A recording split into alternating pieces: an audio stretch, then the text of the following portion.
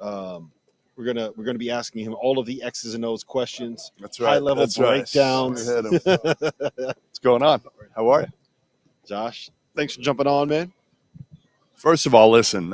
Thanks for having us out. This has been a blast. Honestly, exceeded expectations. No, I usually hate media days. Seriously, I'm not kidding. I walk away from them. So do coaches and student athletes. I know. And I've gotten a lot of like, hey, this was actually pretty good. Right. No, I think honestly, I've had more fun here than I've had at any media. Like I walk away from Big East Media Day, and I probably shouldn't say this, but I'm going to anyway. Oh boy. No, but I walk away and I'm like, it's a mess. If I can get one up on Val, I'll take it. You got just, one just up. one. Well, just one. there's too many people. Like you're like 4 people deep trying to get to Jay Wright. Mm-hmm. You wait it out. Like it's just I don't know, and it's all crammed in too. This has been awesome. Well, but this has been absolutely, honestly awesome in every way. Like the coaches, the players have been phenomenal to talk to. It's refreshing. Part of it is it's refreshing. Sure. Yeah. And I love mid-major basketball. I love it. I always have. I'll go to as many games as I can over the course of the year, whether it's in Boston or when I get down to Charleston. What I do, first game I went to was Citadel. Yeah, we heard so much about Charleston last year. I'm just talking about Charleston. I'm saying how much I love. So when can we get you back in March for a pretty special tournament that occurs that first we would weekend love in March? We gotta look into that. I know. We gotta look into that. Just and one figure day. It out. Just one day. The last day. Well, Or no, I'd actually have you come on Saturday. Yeah.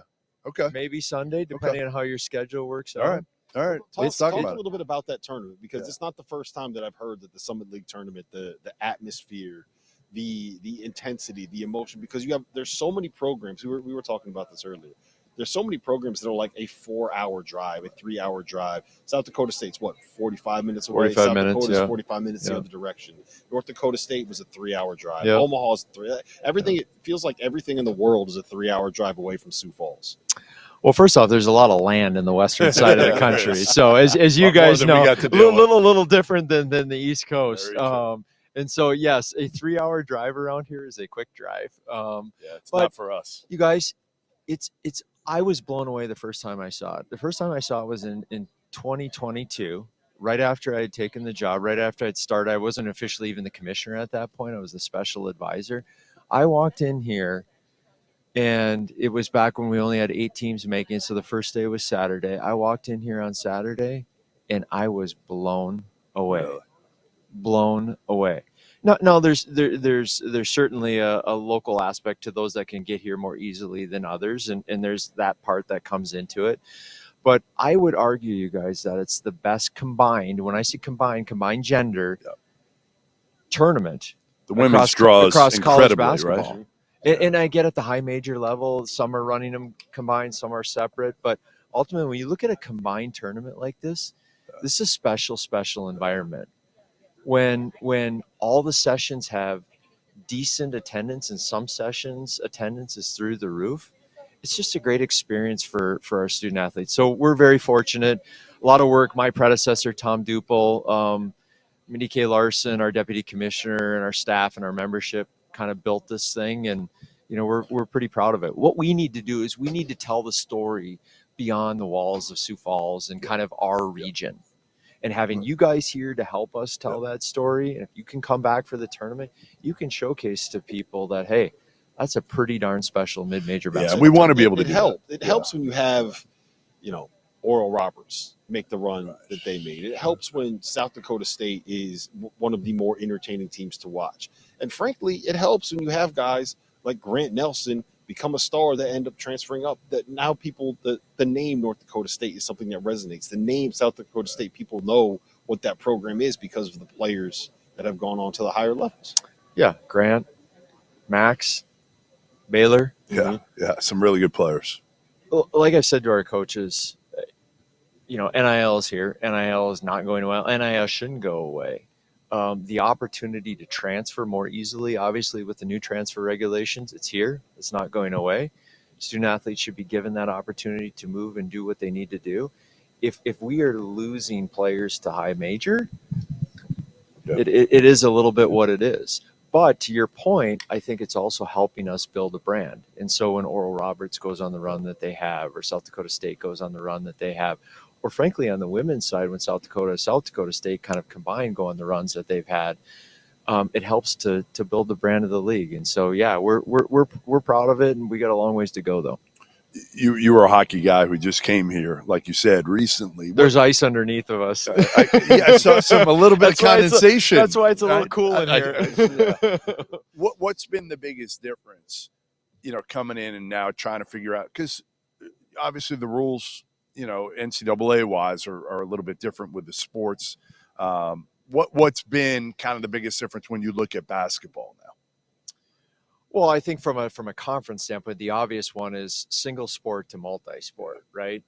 But if I boil it down, I actually think there's a lot of similarities because we do prioritize and will continue to prioritize the sport of basketball. That isn't against any other sports in the league. And I've spoken to our student athletes and our coaches in other sports to say, hey, if we can build something special from a brand standpoint with basketball, everybody's going to win. Yeah. The tide's gonna lift everybody. And so, that's what we're focused on, is we're focused on building a strong basketball brand. And so back to your question, I prioritized around hockey previously. I went to bed thinking about hockey. I woke up thinking about hockey. I maybe don't do as much of that around basketball, but there is similarities because of how we do need to prioritize basketball. So whether it's our tournament, whether it's our media rights agreements, whether it's our marketing and promotion and branding, there's a lot around the sport of basketball that has to be thought about, and that's kind of what I and we are focused on. So when you look at the Summit League right now, I think that it's fair to say it's a little bit top heavy, right? We see the success that South Dakota State has. We've seen the success that Oral Roberts has had. North Dakota State's played in the Summit League title game in the last 5 years. How do you get the rest of that league to, I don't want to say catch up, but the way to be able to turn it into a multi-bid league is to be able to have teams at the bottom of the conference that aren't, the 360 something in KenPom, right? To be able to make sure those computer numbers look better. What are you doing to help develop that? Yeah. So first off, we talk about that a lot, and our programs collectively, we just had 4 hours of coaches meetings yesterday. And what I shared with them and what will be coming in the next few months is a new strategic plan. And there's a specific section around basketball and basketball excellence and basketball success, and how we're going to do things a little differently and prioritizing. Number one, we're going to put a marker out there of where we want our programs to be in the metrics, in the net.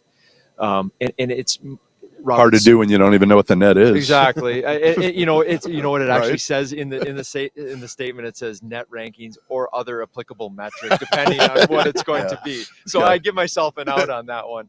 But we would like to be. If you look at the conference net rankings, I think we could find our way into the top 50%. Yeah. I really do. I really do.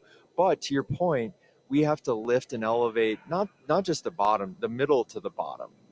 In the league and in the membership understand that. So it comes down to things like institutional investment, or we're talking about things around institutional investment that matter. Scheduling. We'll hopefully deploy a non-conference scheduling strategy that's intended to get more at the competitiveness. Recruiting. I don't go into the house with the coach and the recruiting, but what can the league do to help support the recruiting efforts? We want the league to be an asset during the recruiting conversation. Right now, I don't know what it is. I'm not sure it's much of anything. I don't know that it's a negative, maybe a little bit of positive, but it needs to be something more. What are we doing to build this tournament? And showcasing this tournament as one of the best, if not the best mid-major tournament that's out there. And so things like that we hopefully can attack that middle to bottom half, lift that middle to bottom half, assuming the top can kind of stay where the top has been. And Rob, I don't know that yes, we talk about multiple teams in the tournament, but the reality is, and you guys know this way better than me because you live it every single day, is that our world is changing. Those four conferences, A4 now, have 16 to 18 members. Yeah. All of them, 16 to 18 members. And there was two conferences outside of the A6, including the Big East, that had multiple teams in the tournament on the men's side last year. The Mountain West and the West Coast Conference. Pretty prolific basketball conferences as well. Obviously, Gonzaga sits in the West Coast Conference. So I'm not naive to think that, hey, we're going to do all this and all of a sudden we're going to find a second team in the league. But if we can move the middle to the bottom half, it makes the games more meaningful for those that do sit towards the top of the league. Mhm. And if it isn't a second team in the league, is it about moving the seed line? Right. Can the seed line go from 13 to 12 or 14 Give to yourself a 13? better chance. Exactly. Give ourselves a better chance to win. And- So and those are some and things it's we're not doing. just that. It's if the bottom of the league has better computer numbers, then all of a sudden the top of the league is going to have better. That's computer exactly numbers. right. You get a If better the top seed of the line. league has a better Yeah. computer numbers. There's a difference between playing the number 100 team and the number 45 team if you are a high major that's looking to bring somebody in. Yeah. Right, one loss doesn't look great. Another loss, it's like losing to middle of the conference high major kind of a program. Well, think of it the last 2 years. Oral Roberts goes on a historic run, right? Now, they didn't have a quad one win. They tried. They came close a couple times. Yep. They run the table in the league. South Dakota State, the same thing the year before. They had one bad loss at Idaho. They don't win our tournament. I know. They It's don't get in. crazy. Mhm. Crazy. They don't get to in. think. I know. I know. And It's one of those I wrestle with it, right? Yeah. You should be rewarded for the great regular season, but you also have this tournament, correct. so you got to reward the team that what do you do? Yeah. You're kind of damned Well, if you do. I'll damned tell if you what don't. it is. If you expand the NCAA tournament, you give them both automatic bids. You like that? I mean, Sankey obviously has made it clear if they want to expand, they want to expand for the big boys. They don't really care about you guys nearly as much. Well, That's what I I think. Maybe you feel differently. First off, I appreciate Greg. Yep. I think Greg's perspective on intercollegiate athletics is better than most because Agreed. he's been in the Southland Totally. Conference. Totally. So he Yep. gets a little bit what Yep. it's like to sit in the Summit League. Now, he's obviously paid to look after the best interests of the Right. SEC. Right. And I go back to what I told you before in the numbers, 16 to 18 teams in those four conferences right now. And who knows, guys, maybe it grows even further. Mm-hmm. And so there's an aspect that I respect and understand. They're dealing with just more members in their league. And so they're thinking about, wait a minute, we're investing all this money in men's and women's basketball with 16 or 18 members in my league. And, it's 3/4 of the league isn't making the NCAA tournament. Right. And so that's pressure on that side. The thing that I say about it is, if we want to expand the field, I'm all for the conversation, but I need to understand what is the experience and the opportunity in the tournament, because I've understood this as that if we're expanding, it probably can't be expanded to the extent of going all the way to the 90 plus. Right. It probably needs to take place within the window that it currently fits. And so what are we looking at in terms of what the bracket actually looks like and when games are being played? Right. And so You're gonna have to play on Monday, Tuesday. You're gonna have to have a play-in. My idea. Here's my idea. My idea is Play- to be better. He's going to give you something. No, I promise play-in my idea is tournament. better. Play-in tournament. 16 teams, 8 mids against 8 high majors, and the winners go into the main bracket. It's too many games. Here's what you do: you go to 76 teams, right? You have 4-team tournaments, maybe at a place like the Pentagon, maybe here at the Premier Center, maybe throw Dayton in the mix. Mm-hmm. And Tuesday and Wednesday, they basically play an MTE. Winner gets an 11 seed. Make it be all the high majors, all the last couple at larges. But we got about 30 seconds here. But that's But my idea. it It's better goes than his idea, yeah, right? Give it a W. yeah. Mids versus they're highs. both- I'm they're both watching. good. I'm watching that because that's always the battle. Yeah. And then the last thing I'll say to that is there's a financial component that we have to be mindful of and just pay attention to. Yeah. So Well, appreciate you guys being here. Thanks This for is having awesome. us. This is This great. is awesome. Really appreciate it. Yep. Appreciate It's been it, great. Thank I you. appreciate And, you being here. And we could sit here and talk with you for Hey, hours. Yeah. you guys call me anytime. Yeah. Happy Done. to Done. chat. Likewise. anything. You're Yeah. the one that brought the guy with the sign that says That's right. done on it. That's right. I know. That's He's right. the You got a best. next spot to go. He's the Yeah. best. Thanks, Yeah. guys.